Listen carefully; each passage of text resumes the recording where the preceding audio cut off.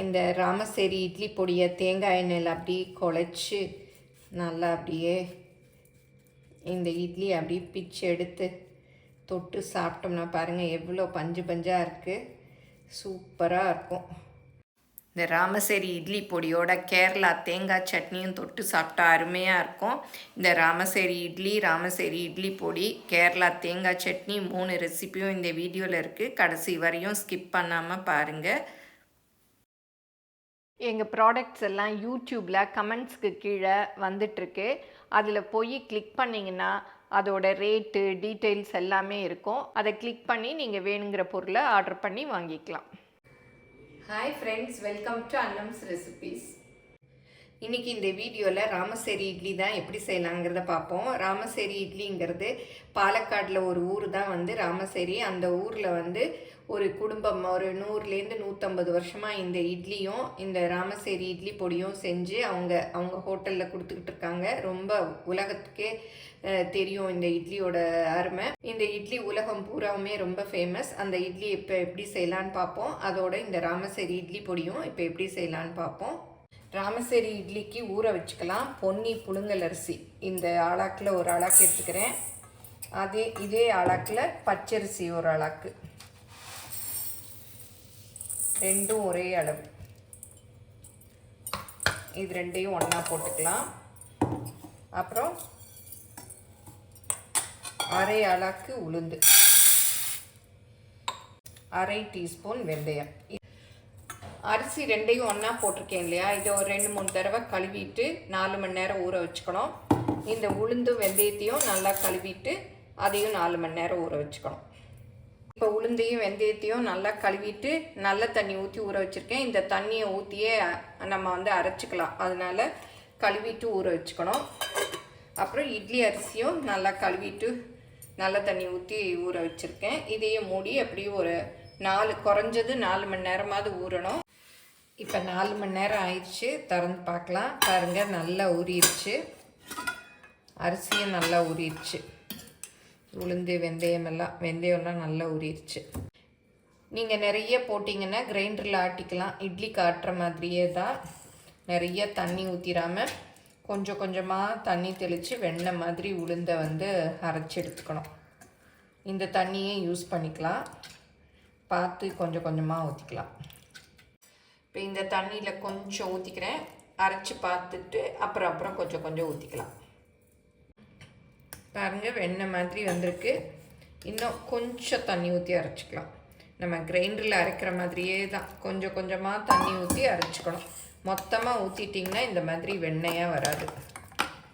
பாருங்கள், எப்படியே நல்ல வெண்ணெயாக வந்திருக்கு. நல்லா தொட்டு பார்த்தா நம்ம இட்லி காட்டுற மாதிரியே தான் இருக்கணும். பாருங்கள், அப்படியே வெண்ணெயாட்டம் வந்துருச்சு. இந்த மாதிரி இருக்கணும்.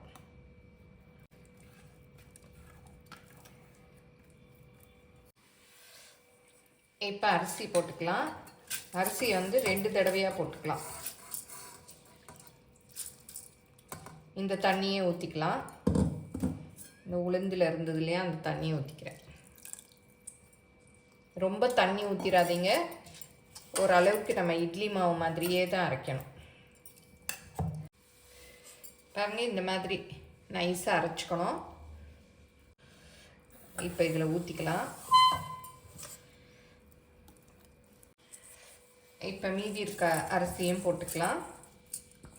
தண்ணி பார்த்து ஊற்றிக்கங்க.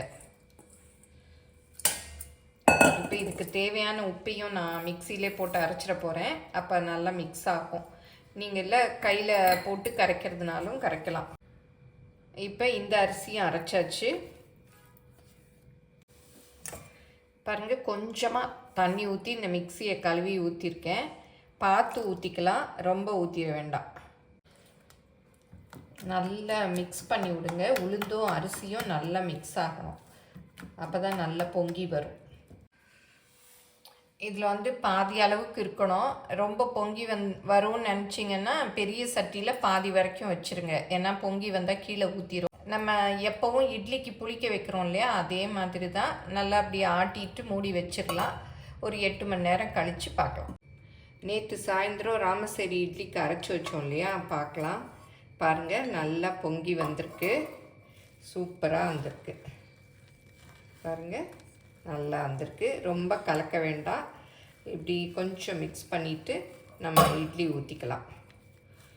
ராமசேரியில் அவங்க வந்து இட்லி ட்ரெடிஷ்னல் மெத்தட் படி இந்த மாதிரி மண் கலையத்தில் தண்ணி ஊற்றிட்டு இது மேலே அவங்க ஏதோ இதில் நூல் கட்டி வச்சுருப்பாங்க. நான் என்கிட்ட இந்த இடியாப்பம் பிளேட் இருந்தது, இந்த மாதிரி ஸ்கொயராக நூல் கட்டி வச்சுருப்பாங்க. அது மேலே துணி போட்டுட்டு அதில் இட்லி ஊற்றிட்டு இந்த மாதிரி மேலே இதை வச்சு வேக வைப்பாங்க. இப்போ மண் சட்டிக்கு பதிலாக அவங்க அலுமினிய குண்டான் மாதிரி வச்சுக்கிட்டு அதில் தண்ணி ஊற்றி இப்போ வேக வைக்கிறாங்க. நீங்கள் வந்து இந்த மாதிரி மண் சட்டியெல்லாம் இல்லாதவங்க தட்டு இட்லி ஸ்டாண்டு இருந்தால் அதில் கூட ஊற்றி வைக்கலாம். அப்படி இல்லைன்னா பரவாயில்ல, வெறும் தட்டில் கூட நம்ம ஊற்றி இட்லி பாத்திரத்துலேயே வேக வச்சுக்கலாம். இந்த மண் சட்டியில் அரை அளவுக்கு தண்ணி வச்சுருக்கேன். இப்போ அடுப்பில் வச்சு நம்ம ஆவி வந்ததும் இட்லி ஊற்றலாம்.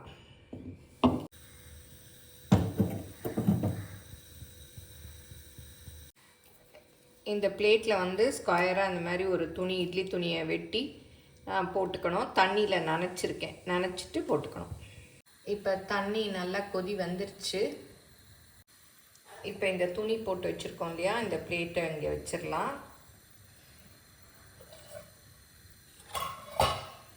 இதில் வந்து கொஞ்சம் மாவு எடுத்து அப்படியே பரப்பி விட்டுடலாம்.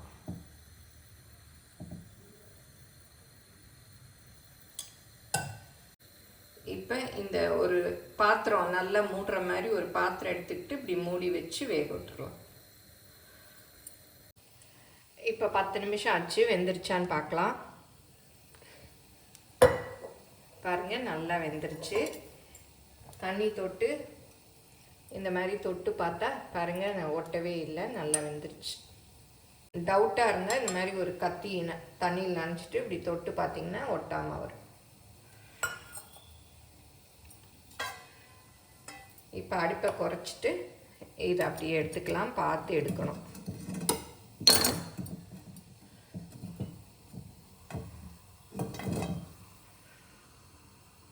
இப்போ இதை எடுத்துடலாம். அப்படியே இந்த பிளேட் அப்படி போட்டுட்டு லைட்டாக தண்ணி தெளிச்சிங்கன்னா நல்லா அப்படியே எடுக்க வந்துடும். பாருங்கள் நல்லா எடுக்க வந்துருச்சு.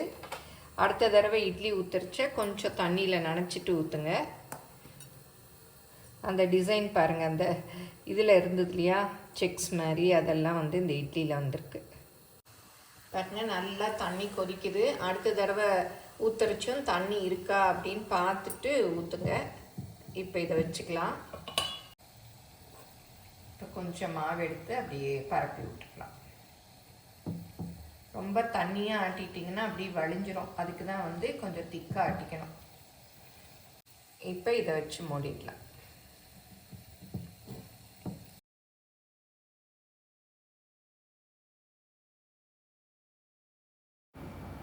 நீங்களும் சுவையாக சமைக்கணுமா, எங்கள் மசாலா பொடிகளை யூஸ் பண்ணி பாருங்கள். அதெல்லாம் வாங்கணுன்னா ஸ்க்ரீனில் வர்ற வெப்சைட்டுக்கும் வாட்ஸ்அப் நம்பருக்கும் போய் ஆர்டர் பண்ணிங்கன்னா நீங்கள் வேணுங்கிறத வாங்கிக்கலாம். இப்போ ராமசேரி இட்லி பொடி செஞ்சிடலாம். அதுக்கு தேவையான பொருள்லாம் எடுத்து வச்சுருக்கேன். வாங்க வறுத்துட்டு வறுக்கரிச்ச என்னென்ன போடுறேன்னு பார்க்கலாம். இந்த பொடியோட ஸ்பெஷலி இந்த மட்டை ரைஸ் சேர்க்கறது தான். இது கேரளா மட்டை ரைஸ், இது எல்லா கடைகள்லேயும் கிடைக்கும். இந்த அரிசி இல்லாதவங்க சாதா அரிசி கூட சேர்த்து இந்த பொடி செய்யலாம். இப்போ அரிசி படப்படன்னு பொரியிற சத்தம் கேட்குது பாருங்கள்.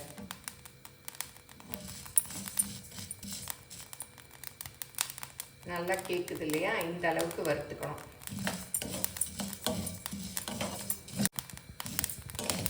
இப்போ பாருங்கள் எல்லாமே நல்லா பொரிஞ்சிருச்சு. இப்போ எடுத்துடலாம். இதை ஒரு பிளேட்டில் கொட்டிக்கலாம்.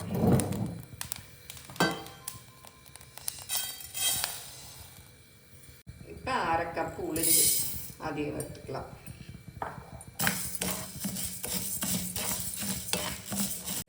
இப்போ உளுந்தும் பாருங்கள் நல்லா செவந்துருச்சு. இந்த அளவு வறுபடணும்.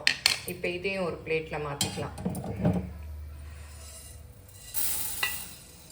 இப்போ மிளகாயை போட்டு வறுத்துக்கலாம். இப்போ மிளகாயும் நல்லா வறுபட்டுருச்சு, போதும். இப்போ கருவேப்பிலையும் போட்டுக்கலாம். இப்போ உப்பையும் போட்டுக்கலாம்.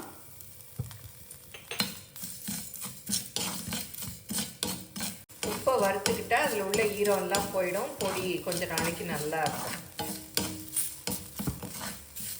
இப்போ போதும். நல்லா பாருங்கள், கருவேப்பிலையும் நல்லா வறுபட்டுருச்சு, எடுத்துடலாம். இப்போ மிளகு போட்டுக்கலாம். மிளகு வறுபட்டுருச்சு, சீரகம் போட்டுக்கலாம்.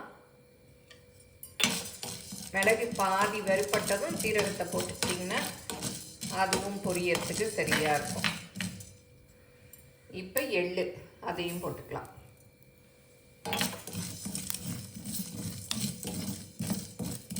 எள்ளு போட்டு கொஞ்ச நேரத்துலேயே நல்லா பொரிஞ்சிடும். இப்போ எள்ளு நல்லா வெடிக்குது, அடுப்பை ஆஃப் பண்ணிடலாம், இல்லாட்டா அப்புறம் எல்லாமே வெளியில் வந்துடும். இதையும் இந்த பிளேட்டில் கொட்டிக்கலாம்.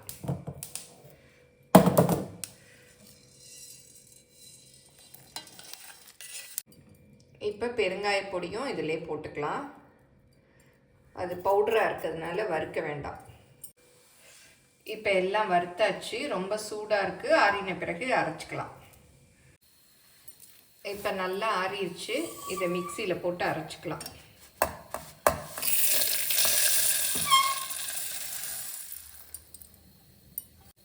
இப்போ அரைச்சாச்சு. நம்ம இட்லி பொடிக்கெலாம் அரைப்போம்ல, கொஞ்சம் குறன்னு அந்த மாதிரி ரொம்ப அரைக்கக்கூடாது.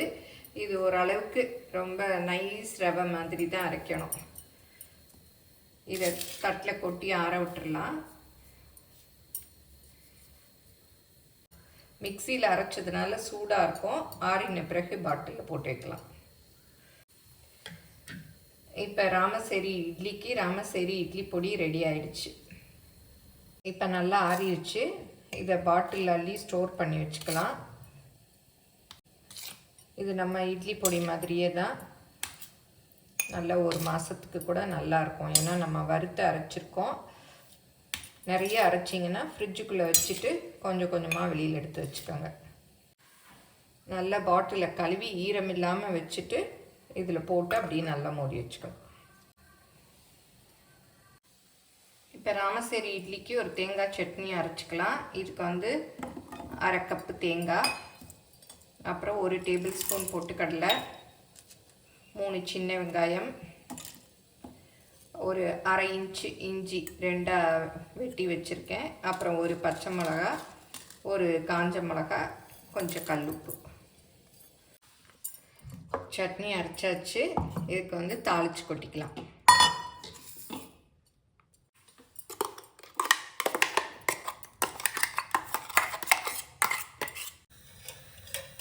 இந்த சட்னிக்கு தேங்காய் எண்ணெயில் தாளித்து கொட்டினா நல்லாயிருக்கும். தேங்காய் எண்ணெய் தான் ஊற்றிக்கிறேன். தேங்காய் எண்ணெய் இல்லாதவங்க சும்மா எண்ணெய் கூட ஊற்றிக்கலாம், நம்ம வீட்டில் யூஸ் பண்ணுற எண்ணெய்.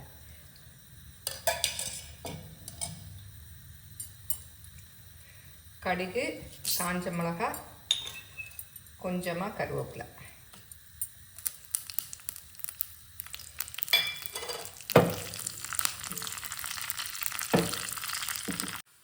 இப்போ இதில் கொட்டிடலாம்.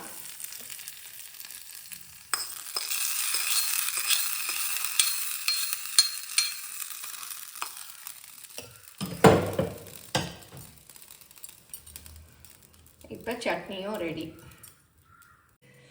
இப்போ ராமசேரி இட்லி சூப்பராக ரெடி ஆயிடுச்சு. அதுக்கு சட்னியும் ரெடி ஆயிடுச்சு, ராமசேரி இட்லி பொடியும் ரெடி.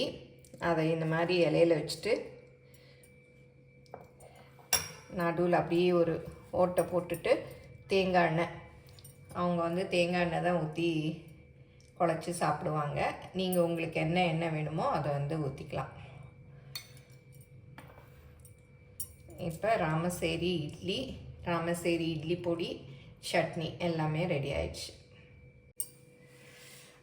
இந்த ராமசேரி இட்லி பொடியை தேங்காய் எண்ணெயில் அப்படியே குழச்சி நல்லா அப்படியே இந்த இட்லி அப்படியே பிச்சு எடுத்து தொட்டு சாப்பிட்டோம்னா பாருங்கள் எவ்வளோ பஞ்சு பஞ்சாக இருக்குது, சூப்பராக இருக்கும்.